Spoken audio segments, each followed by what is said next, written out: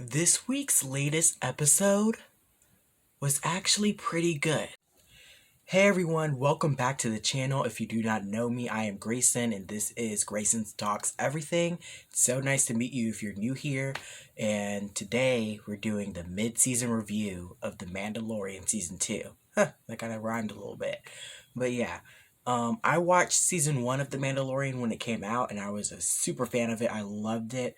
Was never a really big fan of Star Wars growing up, but I recently got back into it, and I'm like a mega fan, or not a mega fan. I don't know all of the lore, but I know enough to appreciate some of the Easter eggs and just the Mandalorian show in general.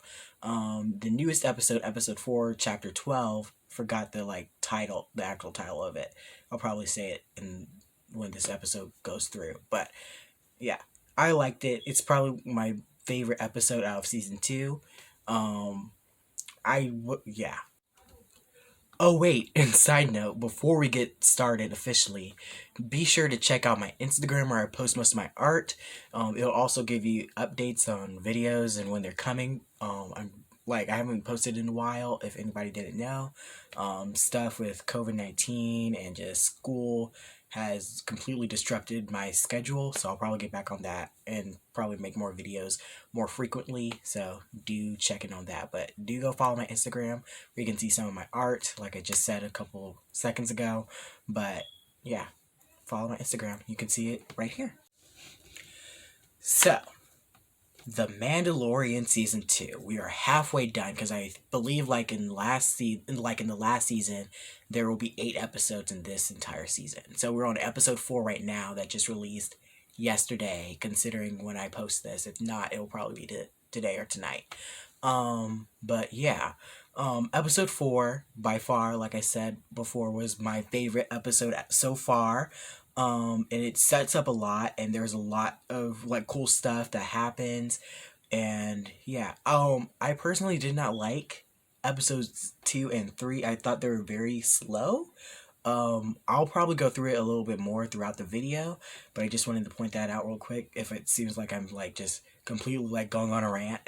But yeah, I was not a big fan of season 2 and 3 because it seemed like we were going on needlessly long pit stops, which Mandalorian already has a tendency to do, but these seemed extra annoying due to the fact that we had places to go. And yeah, okay, let's for real get into this. So let's start with episode 1, the Marshal. I remembered that for some reason, but I remembered it. Timothy the Oliphant makes a special appearance as the Marshal, and we kind of get a glimpse at Boba Fett at the end of the episode, which they seem to not have done anything with. And I've heard that it's just going to be that one little cameo to set up its own Disney Plus series later along the line, which would be cool if we saw more of him right now, because I feel like I'd be pretty upset if that's all we see of Boba Fett after countless years, because the last time we really and truly saw him was when episode 1 or 2 released of the original Star Wars movies. So yeah, I hope we see more of Boba Fett throughout the series. Timothy Oliphant was good. He basically bought off the armor that Boba Fett left when he went out into hiding. And he played the Marshal of this town on Tatooine. And I kind of realized it, but Timothy Oliphant, whenever he's in a Western type scenario, movie or TV show, which The Mandalorian kind of is, it is more of a Western, he always plays like a cowboy or a marshal or somewhere along that line. He's always in a Western movie, which I find hilarious. Like his agent is onto something. So I do give props to Timothy Oliphant on that. He was amazing in the episode. We got to see some jetpack action. That was cool. Baby Yoda was fine. He didn't really do anything really exciting that popped like he usually does in the later episodes, and sometimes in season 1. But he didn't even use the Force during times where it seemed like he really needed to use the Force. But yeah, I liked the episode. It was okay. It was a good start to where we were going. I'm still a little upset about the Boba Fett thing, though. So, yeah. Now, episode 2. episode 2 is probably my least favorite of the season so far because, again, like I said, in the past minutes or so, it took a needless pit stop and it really like slowed down the story to where when we could have been doing something more like exciting or something that furthered the story along. We meet this frog lady and he needs to go to he needs to like takes her to her husband on the other side of the galaxy, and he also needs to make sure her eggs are like her fertilized eggs are like okay, so again they could like become more they could like further her line or something like that, which I had no problem with, but it seemed like they were going after obstacle after obstacle and it kind of got annoying at a point. And then the spiders, it was it was a mess. Well, the spider action scenes in the ice cave at the end of the episode was pretty cool, but again, wasn't my thing. It kind of seemed a little too much like Alien, like the Alien or Aliens. But I guess it was a cool nod, I guess. But yeah, it didn't work for me. And then there was Baby Yoda in this episode. He really frustrated me. And I know people have touched on this a lot, and I know there are people on two different sides of the subject where it's like, he's a fictional character, why do you care if he's eating like eggs? But then there's like, he's a baby who's eating like fertilized children eggs. So I see both sides of the coin, but personally, he angered me a lot because one of the big things is that the Mandalorian has told him to stop eating the eggs and that they're not his to eat like countless times throughout the episode, to the point where it seems like Baby Yoda consciously knew what he was doing and chose to continue doing it knowing it was wrong, which kind of like unsettled me a little bit. And then somebody said after the episode dropped on Instagram or something that it would be cool to see him if this is like the start of him becoming like a Sith Lord. That was like this person's theory, which I actually pretty liked and would love to see.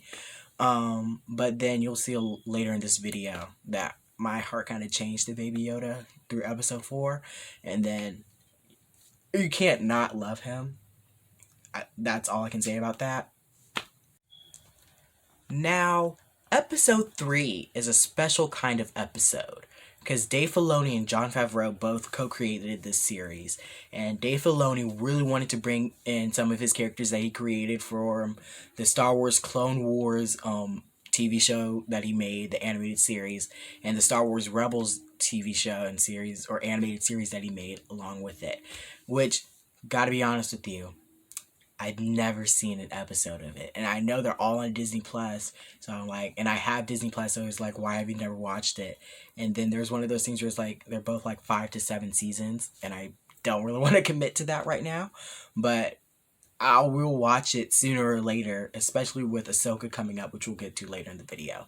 But, yeah, I've never watched an episode of it, but I did know who Bo-Katan was, and it was really nice to see her. And then I kind of had a problem when they first meet and they took off the helmets. I know why she took off her helmet. She does it a lot in the Clone Wars. I do know that. But I kind of had a problem with how they just wrote Mando off as a religious zealot, which was never alluded to in the earlier episodes. So it kind of seemed like an out of place thing to me. Again, I'm not that much into the Star Wars lore, so it might be something that they've touched on, but I don't know. So I kind of felt some type of way about that. But the action scenes were cool, and I loved when they like invaded that Empire ship. That entire sequence was amazing with the fights and the gun battles or the blaster battles, since they're not really guns. But that was really cool to me. I loved it. And then there was guest stars in there. I forgot their names, but they were brilliant. They were like, it was like comedy gold, but with great action sequences. So I really like that. And then I feel like the main purpose of Bo-Katan really being there was to set up Ahsoka Tano, who in my like feelings is like a more visually like popping character. Like she like pops out more to me, and then she looks like a more interesting character than Bo-Katan. Again, probably need to watch the show, but I haven't, and Ahsoka looks more interesting to me. So now, like I said earlier in this video, episode 4 is by far my favorite episode this thus far. But yeah, I loved the episode. It felt like classic Star Wars, especially when it's invading this Empire ship, which they do a lot now that I think about it. Like the Empire is like doing the most in like the Mandalorian. But again, the sequence was amazing. And then I just have to give like a big round of applause to Carl Weathers, who directed this episode as also starring in it. Because I just have to give him a round of applause because one, he was a football player turned actor turned director, which is really cool and a big feat for any like sports person to that gets into acting. And again, if you look at anyone like The Rock or John Cena, it's a tough task, but then again, they have this fame behind them that it's easier to get into acting. But not a lot of young fans of Star Wars, or maybe even older fans of Star Wars, don't really know who Carl Weathers is. So I just have to give a round of applause because this episode was fantastic. And then I have to give a round of applause again to Dave Filoni, Jon Favreau, and the people and everyone that worked behind the camera with all the episodes. Because again, it seems like they're helping them out a lot with these episodes, just how to get them like perfect. And yeah, a round of applause to them. And then with episode 3, although it was not my favorite, I do have to give a hand to Bryce Dallas Howard, who did direct that episode. It was also, again, she did great with what the script had her direct. So yeah, I really liked the episode. So let's talk about Baby Yoda in episode 4, because he was fantastic. He restole my heart. And then right from the first like scene where he was trying to fix like the engine and the Mandalorian's like ship. I'm forgetting names. I'm shooting this way late in the night. That's my fault. But still, I loved all of it, and it made sense. It didn't seem that ridiculous of an idea. Like he fit in there to like work with the wires, and it seemed like he had some idea of what he was doing, at least till the end when it kind of like blew up in his face, quite literally. But yeah, Baby Yoda was awesome in this episode, especially when they went to Tatooine, or they didn't go to Tatooine. They went to some other planet. I'm again forgetting all the names. But they went to this other planet to meet up with Carl Weathers' character and Gina Carano. Probably gonna remember their names sooner or later throughout this video. But they were great with Baby Yoda as well, and he again, Baby Yoda, like he did in season 1, stole the show, especially with those little space cookies, which anybody with an eagle eye could obviously tell were macaroons.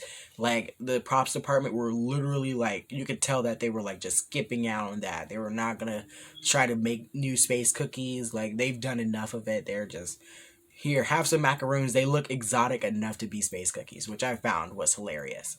So yeah, Baby Yoda was excellent, and his relationship with Mando seems to be growing, and how he's starting to react more to his environment and to into like the people he knows more, and just to people in general. It kind of seems like he's about to start speaking, which is really exciting.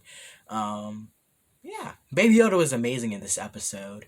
Didn't do a lot, but and that ship sequence at the end of the episode where where Mando was flying and dodging all those lasers coming out of the TIE fighter. That was also amazing.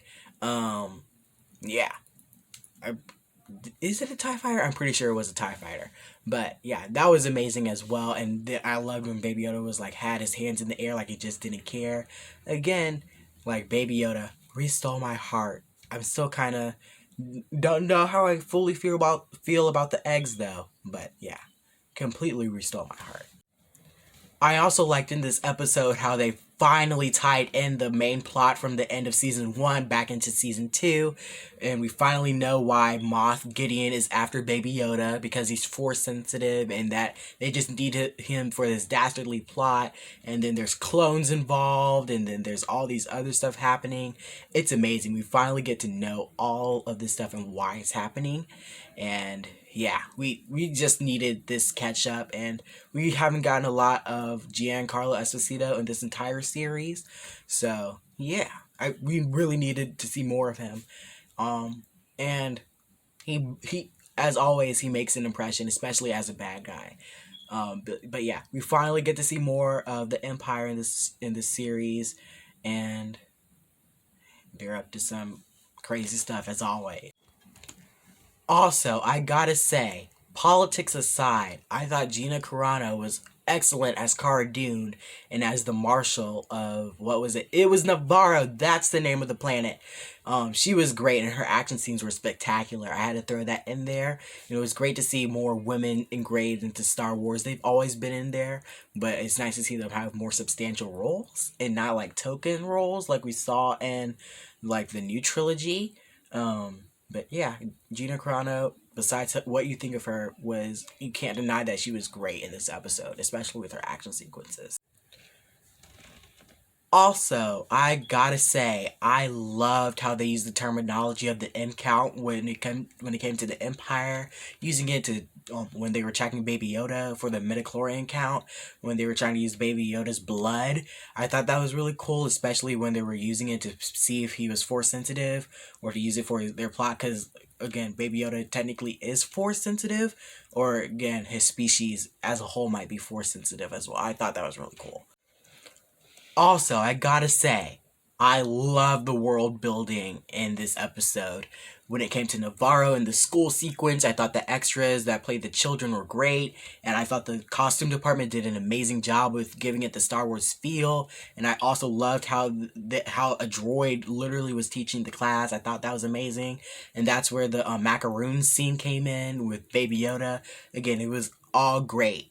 I also loved when they were like hijacking that Imperial base. I thought that was pretty cool. And it screamed out like classic Star Wars to me. That's how I would describe actually this entire episode, or like like maybe like the last two episodes, episodes 4 and 3, classic Star Wars, especially when it came to the Imperial bases and like all the settings. It was like it screamed Star Wars, the original, and I really like that, especially with how the designs and like the set photos and all of that. It was amazing, and the action sequences again, classic original Star Wars, which I really enjoyed and loved. I also love seeing the Imperial troop transporter come out and like using the action sequences. I thought that was amazing since we haven't seen that in live action before. It's only been a toy, and I think we've only seen it in animated series like the Clone Wars. Again, I'll get to that. I'll watch it. I'll watch it. But yeah, I really like that sequence with the Imperial troop transporter, and then we get to see speeder bikes, which I always love. The speeder bikes are so cool, and we actually see them a lot in Mandalorian as well. Again, speeder bikes are always cool. But yeah, I really liked all the stuff that they referenced in here. I love the episode. Again, it was so good. It was classic Star Wars. It was classic original Star Wars. It was just amazing stuff. So that's my review of The Mandalorian mid-season. I'll do a review. I'll do a special review for next episode, because I heard a rumor that next episode we'll finally see Ahsoka, live action Ahsoka Tano, played by Rosario Dawson. So that should be that will be like exciting to see. That's what I've been waiting for. So yeah, that will be like extremely exciting, and I'll do a special video on that when that comes out this next Friday. So yeah, what did you think? Share your thoughts down below, and don't forget to comment, share, and subscribe to Greyson Talks Everything. And also follow my Instagram to see some of my art and some updates on what I post and when I'm going to post new videos, and just admire some art. Alright, goodbye everyone.